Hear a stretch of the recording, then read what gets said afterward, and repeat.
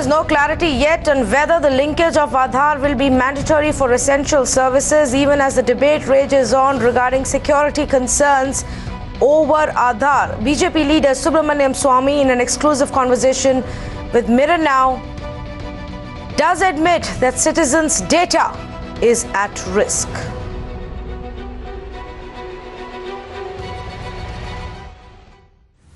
Today was a day which turned out to be a little bit of an uneventful day in the Supreme Court, except for the Supreme Court now putting its mind to conducting final hearings on Aadhaar. We're being joined by Subramanian Swamy. Sir, at the outset, do you think this is only adding to the confusion, because there is a section of the society which doesn't know whether to link Aadhaar to essential services or not?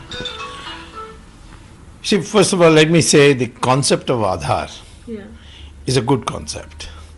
That you want a data bank system by which you can find out, fraudulent accounts and fraudulent subscriptions and so on.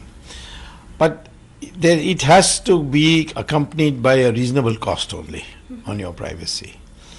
Here is a case where the entire biometric information, which we know in future, particularly with artificial intelligence, that it can be manipulated and it can affect the management of your psychology.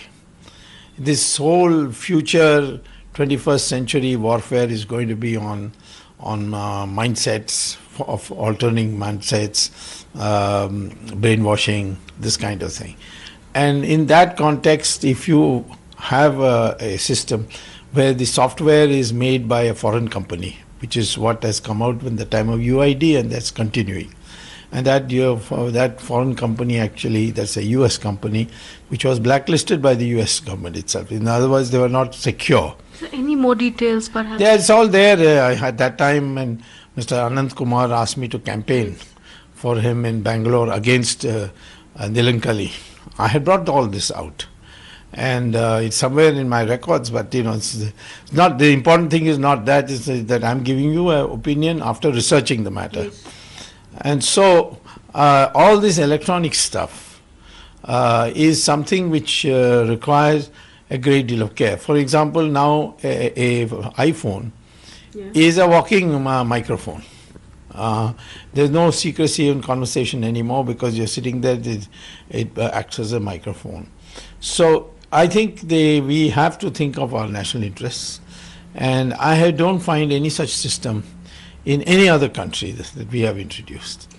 So this is because most countries have been concerned with the security aspect. So a very interesting point you raised, but the former attorney of this government, Mr. Mukul Rohtgi, and other senior law officers have argued in the past that this is a global phenomenon across the world, from the US to the UK, to have some basic amount of connectivity to a larger database vis-a-vis citizens. Well, you know very well, unless you are completely innocent of what's going on in Delhi, that I had argued for removal of Mr. Rohtgi and Ranjit Kumar, because they espouse causes which were inconsistent with our ideology.